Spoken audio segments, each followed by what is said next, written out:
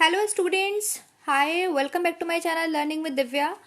Today we talked about some very important questions for UGC NET JRF aspirants, home science students. और ये आपके previous year में आए हुए क्वेश्चंस हैं जो पहले पूछे जा चुके हैं आपके यूजीसी नेट के एग्जाम में। तो यहाँ पर रिवीजन है, प्रैक्टिस सेट नंबर 2 है। इससे पहले एक प्रैक्टिस सेट नंबर 1 में अपलोड कर चुकी हूँ, जिन्होंने नहीं देखा है वो देखिए और क्वेश्चंस को रिवाइज कर लीजिए।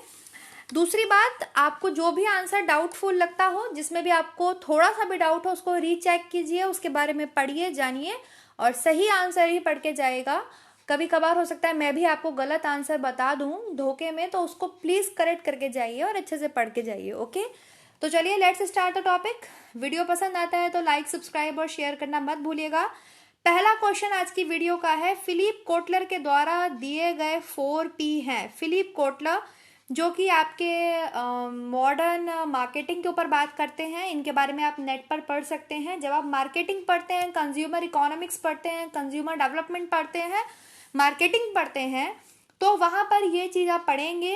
जो 4P है ये कस्टमर से रिलेटेड है, ठीक है ना। 4Ps ऑफ कस्टमर्स, ये कस्टमर से रिलेटेड है। कस्टमर को सेटिस्फाई कैसे कर सकते हैं। देखिए, कस्टमर जो है, बाजार में आप कुछ भी लेने जाते हैं तो सबसे पहले आप प्रोडक्ट चूज करते हैं कि कौन सा प्रोडक्ट आपको खरीदना है, ठीक है ना। किस प्रोडक्ट की आप मार्केट में मार्केटिंग करने जा रहे हैं, खरीदने जा रहे हैं आप। इसके बाद आप ये देखते हैं कि प्रोडक्ट कैसा है। आप कुछ भी खरीदते हैं, आप ये चीज चेक करते हैं प्रोडक्ट जो आपको कौन सा प्रोडक्ट लेना है, प्लस वो प्रोडक्ट कैसा है, उसकी प्राइस क्या है, ठीक है ना, उसका प्राइस क्या है, देन वो किस स्थान पर मिलेगा, प्लेस, उसकी जगह क्या है। अब हम बाइक खरीदने जा रहे हैं तो बाइक के शोरूम में मिलेगी ना, कॉस्मेटिक की शॉप पे तो नहीं मिलेगी। तो वो प्लेस की बात आ गई, ठीक है। वो हम देखते हैं कि हमारे से कितना दूर है, कहाँ पर वो चीज मिलेगी, प्लस हम वही प्रोडक्ट खरीदते हैं, वही प्रोडक्ट परचेज करते हैं जो बहुत ज्यादा प्रमोटेड होती है, जिसका बहुत प्रमोशन होता है या जिसका नाम होता है, ठीक है ना। आप वही चीज तो परचेज करते हैं। तो these are the 4Ps of customers जो कि फिलिप कोटलर के द्वारा दिए हैं। तो प्रमोशन, आपका आंसर हो जाएगा product, promotion, price and place. Okay, clear हो गया फर्स्ट क्वेश्चन। चलिए सेकंड क्वेश्चन की तरफ बढ़ जाते हैं। एक असर्शन है कि लड़कियों और लड़कों का बच्चों के रूप में समाजीकरण की प्रक्रिया लिंग निर्धारण या जेंडरिंग कहलाती है। बिल्कुल सही बात है। समाज में ये बच्चा लड़का है, ये बच्चा लड़की है, इसके ये रोल्स हैं, इसके ये रोल्स हैं। सोशलाइजेशन के प्रोसेस में ये जेंडरिंग है। जेंडर एक बहुत बड़ा, आप समझ लीजिए, बहुत बड़ा कॉन्सेप्ट है। इससे बहुत क्वेश्चंस आपके एग्जाम्स में पुटअप किए जाते हैं। रीजन क्या है कि बच्चे व्यवहार और भूमिकाओं को, मतलब उनके बिहेवियर्स को, उनके रोल्स को जेंडर प्रक्रिया के अनुसार आत्मसात कर लेते हैं, ठीक है ना। उसको असिस्ट कर लेते हैं कि हाँ भाई, जैसे लड़कों का रोल क्या है सोसाइटी में कि उनको जॉब करनी है, वो जॉब करेंगे और घर में पैसा लेके आएंगे। पहले फीमेल, अब समय बदल गया है, फीमेल्स का रोल क्या है कि उनको घर संभालना है, बच्चे संभालने हैं, घर देखना है, घर की सारी जिम्मेदारी उनकी है। तो वो भी इस तरीके से अनुसार आत्मसात कर लेते हैं। हर बच्चा अपने रोल्स को पहचानता है। आज समय बदल रहा है, सब लोग अपने अपने गोल्स को एक्सचेंज कर रहे हैं, लेकिन ये क्वेश्चन, ये रीजन या जशन बिल्कुल ठीक है, दोनों ही बिल्कुल सही हैं, ठीक है। Now we move next question. हम नेक्स्ट क्वेश्चन देख लेते हैं। आज की वीडियो का सूची दी हुई है 2 आपके सामने और दोनों को आपको मिलाना है। जैसे पहला है, कुछ मशीन को सूचना संप्रेषित करने के लिए एक उपकरण है, उसका क्या नाम है। ध्वनि की तीव्रता किस में मापी जाती है, डेसिबल में मापी जाती है, आपको पता ही है। मानव गति, उसके शारीरिक पहलुओं का अध्ययन किसमें किया जाता है, तो आपके बायोमैकेनिक्स किसमें किया जाएगा, बायोमैकेनिक्स में किया जाएगा, ठीक है ना। तो ये सारी चीजें आपको पता होनी चाहिए। तो इसमें आपके ऑप्शन अगर आप सॉर्ट आउट करेंगे, चूज करेंगे, तो बड़ी ही आसानी से ये आंसर आप लगा देंगे। बी में आपके ऑप्शन आ जाएगा 6। यहाँ आप देखते हैं बी में 6 केवल एक ही ऑप्शन में दिया हुआ है, वो है ऑप्शन नंबर सी। तो बड़ी ही इजीली आपने ये क्वेश्चन सॉल्व कर लिया, ठीक है। Now we move next question. निम्नलिखित में से व्यवस्था के स्वाभाविक मूल्य कौन से हैं? मतलब ऑर्गेनाइजेशन जो है, संगठन मैनेजमेंट में आपके ऑर्गेनाइजेशन है, उसके मूल्य वैल्यूज, नॉर्मल वैल्यूज कौन कौन सी हैं? सहकारिता है, ईमानदारी है, यंत्र विज्ञान संबंधी संतुष्टि है, रचनात्मकता है। अब आप कहीं भी कुछ भी ऑर्गेनाइज करते हैं तो किसी भी तरीके का मैकेनिज्म यूज ऐसा नहीं करते जिसकी संतुष्टि होना बहुत जरूरी है।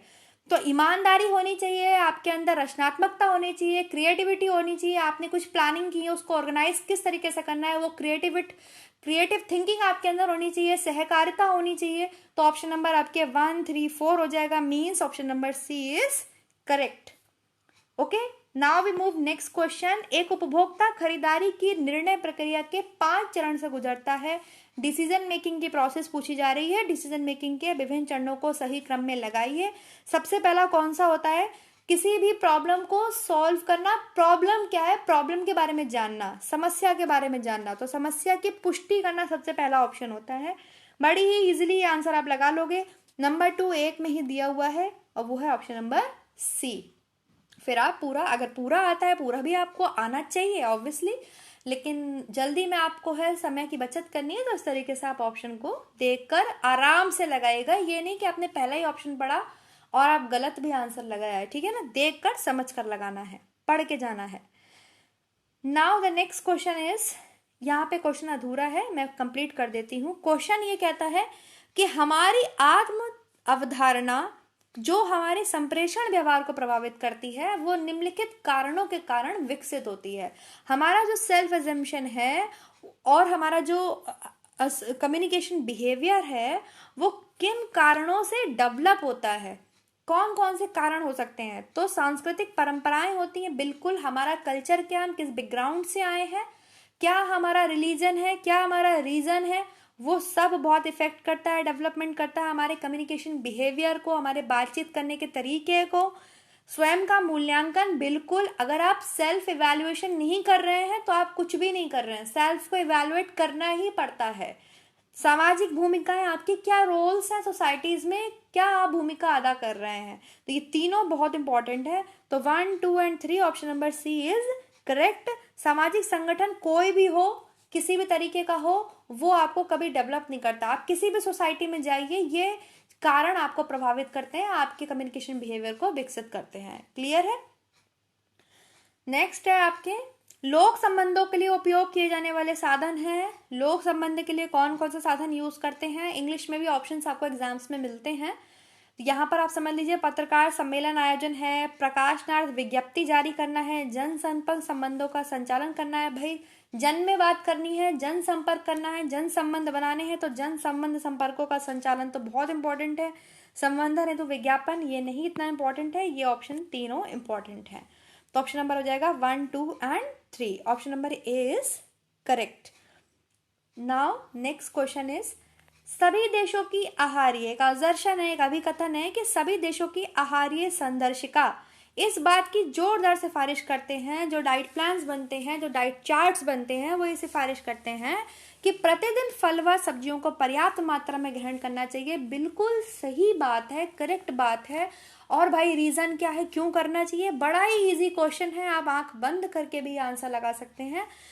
जो फल और सब्जियां हैं वो अपने बायो एक्टिव अवयवों के कारण, मतलब उनके अंदर ऐसे बायो एक्टिव एक्शंस होते हैं जिससे वो स्वास्थ्यवर्धक होती हैं। चिरकालिक, मतलब जो बीमारियां हैं आपके इम्यून सिस्टम को कमजोर करती हैं, उससे बचाव करने वाले खाद्य पदार्थ माने जाते हैं। बिल्कुल ही सही, ए और आर दोनों सही है। Option number A is correct. एक फ्रूट डेली लेना चाहिए और वेजीज तो दोनों टाइम कंज्यूम करनी चाहिए, है ना, क्योंकि ये हमें मिनरल्स एंड विटामिन्स प्रोवाइड कराते हैं। नेक्स्ट है आपके असर्शन है कि जो एसिड डाइज है वो ऊन व रेशम के लिए उपयुक्त है। बिल्कुल सही बात, एसिड डाइज आपके ऊन व रेशम पर ही यूज किए जाते हैं। डाइज आपको पता है, डाइज 2 प्रकार की होती हैं। कौन कौन सी होती हैं? एक होती है आपकी नेचुरल डाइज, एक होती है आपकी सिंथेटिक डाइज, ठीक है ना। 2 टाइप्स ऑफ डाइज होती हैं, एक होती है आपकी नेचुरल, एक होती है आपकी सिंथेटिक बोल दीजिए आप, आर्टिफिशियल्स बोल दीजिए। सिंथेटिक डाइज में आपके आते हैं acidic, basic and direct dyes, मतलब प्रत्यक्ष रंग, अम्लीय रंग और आपके क्षारीय रंग। तो जो आपके प्रत्यक्ष रंग होते हैं, डायरेक्ट डाइज होती हैं, वो सूती वस्त्र को रंगने के लिए उपयोग होते हैं, ठीक है। बहुत ही इम्पॉर्टेंट बात है, ये पूछी भी जाती हैं, मैं पढ़ा भी दूंगी।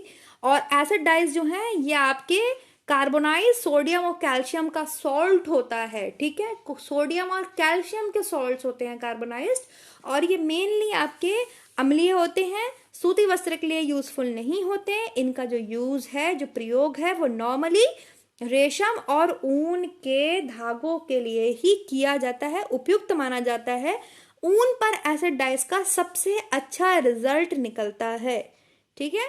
इसके अलावा आपके ऊनी रेशमी के अलावा आपके एक्रिलिक, नायलॉन और पॉलिएस्टर, एक्रिलिक, नायलॉन, पॉलिएस्टर्स को रंगने के लिए भी एसिड डाइस का प्रयोग किया जाता है।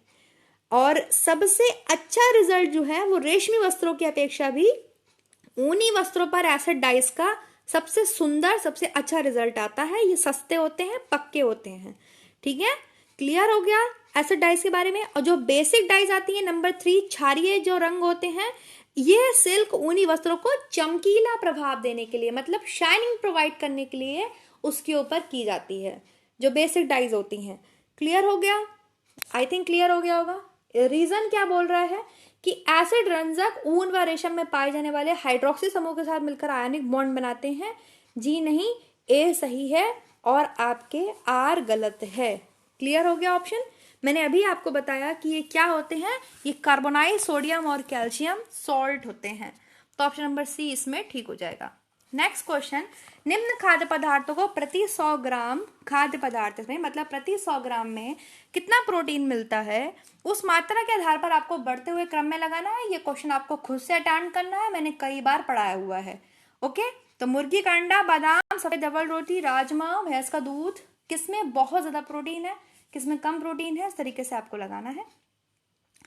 नेक्स्ट क्वेश्चन, सूची 1 में दिए गए संगठनों को सूची 2 में दिए गए उनके कार्य के आधार पर उन क्षेत्रों से सुमेल करना है। सूची 1 में आपको कुछ ऑर्गेनाइजेशन दिए हुए हैं, 2 में उनका फंक्शंस आपसे पूछा है कि वो किसके लिए बनाए गए हैं, ऑर्गेनाइजेशन किस कार्य के लिए बनाए गए हैं। ये बहुत इंपॉर्टेंट है। मैंने यूजीसी नेट, जिसमें विश्वविद्यालय अनुदान आयोग पढ़ाया, उसमें कुछ आपको टर्म्स पढ़ाई भी हैं, जो कुछ बची हैं वो और भी बता दूंगी वीडियोज में। तो एनएचआरसी किससे संबंधित है? National human right commission in India, या आपके मानव अधिकार से संबंधित है, नेशनल ह्यूमन राइट उसमें आ ही रहा है। NCPCR, national commission for protection of child rights, दिसंबर 2005 में बना था, ये बाल अधिकार से संबंधित है आपके। CARA, ये आपके सेंट्रल अडॉप्शन रिसोर्स अथॉरिटी, दत्तक ग्रहण से संबंधित है। और NIPCCD मतलब निप्सिड, आपके national institute of public corporation and child development, it is related to प्रशिक्षण एवं प्रलेखन से संबंधित है। तो आपके इसमें ऑप्शन हो जाना चाहिए 82 में आप लगाएंगे डी, ऑप्शन इज करेक्ट, ठीक है। ये हो गया। नेक्स्ट क्वेश्चन, निम्नलिखित में से ट्विल वीव के कपड़े कौन से हैं? चीनो, शैम्ब्रो, मॉक्स क्लॉथ, ड्रिल, ब्रॉड क्लॉथ। तो जो ट्विल वीव होती है उसके उदाहरण होते हैं आपके चाइनो। मुझे तो इसमें चीनो भी सही लगा था, लेकिन इन्होंने सारे ऑप्शंस नहीं दिए हैं। शैम्ब्रे भी होता है, इसके अलावा आपके ड्रिल होता है, ब्रॉड क्लॉथ होता है, और आपके डेनिम होता है, गाबरडाइन होता है, सर्ज होता है। ये सारे आपके ट्विल वीव के उदाहरण हैं। ऑप्शन इसमें बी करेक्ट माना है इन्होंने, 2, 4 and 5, chambray, drill and broadcloth. Chino भी, शाइनो भी होता है, इसको चाइनो बोल सकते हैं। डेनिम हो गया, गाबरडाइन हो गया, serge and twill, these are the examples of twill weave. आपने की भी होगी ट्विल वीव पढ़ते समय। नेक्स्ट इज टेस्ट दिए हुए हैं, और उसमें कौन सा जो है केमिकल कंपाउंड किसके लिए यूज किए जाते हैं उनको आपको मिलाना है। तो देखिए यहाँ पे जो टेस्ट है, कुछ कार्बोहाइड्रेट टेस्ट है, कुछ नाइट्रोजन का कंटेंट चेक करने के लिए है, कुछ आपके अमाइनो एसिड्स को टेस्ट करने के लिए हैं, जो फैलिंगस टेस्ट होता है। और जो इसके अलावा मैं और भी टेस्ट के बारे में यहाँ पर बता देती हूँ, फिर मेरे को अगर टाइम मिलेगा तो मैं ब्रॉड पढ़ा दूंगी। फैलिंगस टेस्ट है, इसके अलावा आपके होता है बेनेडिक्ट टेस्ट, ठीक है ना। तो जो बेनेडिक्ट टेस्ट है एंड फैलिंगस टेस्ट है are 2 common test for reducing sugar. Reducing sugar के लिए ये 2 टेस्ट जो हैं किए जाते हैं। तो इसमें आपके ए में 5 ऑप्शन आ जाएगा, ठीक है। जो सेकंड है आपके टेस्ट वो है सेलिन-वॉर्म टेस्ट, इसको बोलते हैं हिंदी में सेली वनाइट्स टेस्ट लिखा है, सेली-वॉर्म टेस्ट बोलते हैं। और इसके अलावा बाइल टेस्ट जो है वो आपके distinguish pentose sugar from hexose sugars, मतलब आपके कीटोज शुगर के लिए ये टेस्ट किया जाता है, ठीक है। और आयोडीन टेस्ट भी आपके कार्बोहाइड्रेट टेस्ट है, ये सारे टेस्ट आपके कार्बोहाइड्रेट्स के लिए किए जाते हैं। क्लियर हो गया। इसके बाद है आपके जेल्डोल्स टेस्ट, और जो है हाँ, Kjeldahl test is use to determine the nitrogen content. Nitrogen का कंटेंट कितना है यहाँ पर आपके दिया हुआ है, नाइट्रोजन, ऑप्शन नंबर 1 हो जाएगा। तो जो आपके जेल्डोल टेस्ट होता है ऑर्गेनिक एंड इनऑर्गेनिक कंपाउंड्स में नाइट्रोजन कंटेंट को डिटरमाइन करने के लिए टेस्ट किया जाता है। ऑर्गेनिक मतलब कार्बनिक जिसमें कार्बन प्रेजेंट है, इनऑर्गेनिक जिसमें कार्बन प्रेजेंट नहीं होता है, उनमें डिटरमाइन द नाइट्रोजन कंटेंट, ठीक है, उसके लिए आपके जेल्डोल परीक्षण किया जाता है। इसके अलावा आपके आता है ज़ैंथोप्रोटिक टेस्ट। ये वो टेस्ट है, वह प्रोटीन जिसमें आपके टायरोसिन, फिनाइल एलानिन और ट्रिप्टोफैन होता है, उसको आपके बेंजीन रिंग्स बनते हैं इसमें, वो चेक करने के लिए आपके जो है ज़ैंथोप्रोटिक टेस्ट किया जाता है। तो ये आपके एरोमेटिक अमीनो एसिड्स बिल्कुल सही लिखा हुआ है, ठीक है। तो आपको समझ में आ गया, ऑप्शन आप अब अपने आप लगा सकते हैं। नेक्स्ट इज टेस्ट के बारे में पढ़िए, नहीं मिलेगा तो मैं पूरी कोशिश करूंगी पढ़ाने की। सूची 1 है, सूची 2 में दिए हुए आपको मिलाना है। तो संवेदी प्रेरक चरण कौन सा होता है, बहुत ही इजी क्वेश्चन है। आप चाइल्ड साइकोलॉजी पढ़ते हैं, चाइल्ड डेवलपमेंट पढ़ते हैं, बाल विकास, उसमें आप जब जीन पियाजे के बारे में बात करते हैं, कॉग्निटिव डेवलपमेंट की बात करते हैं, उन्होंने आपके 4 अवस्थाएं बताई हैं, सेंसरी मोटर, प्री ऑपरेशनल, ठीक है, कॉन्क्रीट ऑपरेशनल, फॉर्मर ऑपरेशनल, संवेदी प्रेरक अवस्था। तो उसमें क्या होता है, उसकी जो है आपके मतलब क्वालिटी कैरेक्टरिस्टिक्स क्या है, तो भाई वस्तु स्थायित्व है। बच्चे के लिए कोई भी चीज वस्तु स्थायित्व का मतलब होता है कि ऑब्जेक्ट परमानेंस है। आप बच्चे के सामने कोई खिलौना है हटाएंगे तो वो उसको मांगेगा, ठीक है ना। इसके अलावा तैयारी का चरण, ठोस ऑपरेशन, औपचारिक प्रचालन, तो ये आप खुद से लगाइए, बहुत इजी क्वेश्चन है, आप लगा भी सकते हैं चारों क्वालिटीज में क्या इंपॉर्टेंट है। क्लियर हो गया। अब जब ठोस ऑपरेशन है, कॉन्क्रीट मतलब अभी वो कॉन्क्रीट चीजें जो उसके सामने हैं, उसको दिखाई दे रही हैं, मूर्त अवस्था में है, वो उसी बातों को समझता है। लेकिन फॉर्मल ऑपरेशन स्टेज जब आती है तब क्या होता है, बच्चा अमूर्त चिंतन में करने लगता है, मतलब सोचने लगता है, विचारने लगता है, थिंकिंग रीजनिंग लगाने लगता है ना। तो वो क्या है, वो आप खुद कर सकते हैं। परीक्षण, परिकल्पना है, तो ये सब किसके आपके उदाहरण है, आप खुद से कर सकते हैं, तो कीजिएगा। नेक्स्ट है, 2 मित्रों के बीच व्हाट्सएप पर गपशप हो रही है, वो किसका उदाहरण है, वो औपचारिक संप्रेषण है या अनौपचारिक संप्रेषण है। सबसे पहले तो आप यही समझ लीजिए, वो आप फॉर्मल कम्युनिकेशन कर रहे हैं, इनफॉर्मल। देखिए ये इनफॉर्मल है, जब हम फ्रेंड से, अपनी फैमिली में, अपने कॉलीग से बात करते हैं, फ्रेंड्स ग्रुप में बात करते हैं, तो हम इनफॉर्मल बात करते हैं। लेकिन जब हम अपने बॉस से या अपने टीचर से रेस्पेक्ट करके जहाँ पे हम बात करते हैं, वहाँ पर हम formal operation, formal communication use करते हैं। तो ये आप लगा सकते हैं, बहुत ही इजी है। कौन सा ऑप्शन हो जाएगा इसमें, औपचारिक संप्रेषण तो नहीं है ना ये, तो ये आपके नहीं है। अनौपचारिक संप्रेषण है, द्वितीय संप्रेषण है, अंतःव्यक्तिक संप्रेषण है। क्लियर हो गया। इसमें आपके ऑप्शन जाएगा बी। नेक्स्ट इज, सूची 1 में दिए गए मदों को सूची 2 में दिए गए खाद्य पदार्थों से मिलाइए। सॉर्बिक एसिड किस में पाया जाता है, बेंजोइक एसिड किस में पाया जाता है, सल्फर डाइऑक्साइड किस में पाया जाता है, सोडियम नाइट्रेट, एसिटिक एसिड, नीसिन, ये सब किस में पाया जाता है, ये आपको मिलाने हैं। तो ये भी आप खुद से करेंगे, बहुत ही इजी है। आप यूजीसी नेट का एग्जाम देने जा रहे हैं तो आप आराम से लगा सकते हैं। सॉर्बिक एसिड किस में पाया जाएगा और आपके ये बेंजोइक एसिड किस में पाया जाएगा, तो ये आपको खुद से करना है। ओके, कोई प्रॉब्लम आती है तो आप मुझसे पूछ लीजिएगा, मुझे नहीं लगता कि आनी चाहिए आपको कोई भी प्रॉब्लम। नेक्स्ट इज, हरी पत्तेदार सब्जियों का हरा रंग बनाए रखने के लिए उन्हें खुले बर्तन में पकाना चाहिए। ऐसा करना सही है, बिल्कुल सही है, उन्हें खुले बर्तन में पकाने चाहिए। बंद बर्तन में उनके रंग पर इफेक्ट पड़ता है।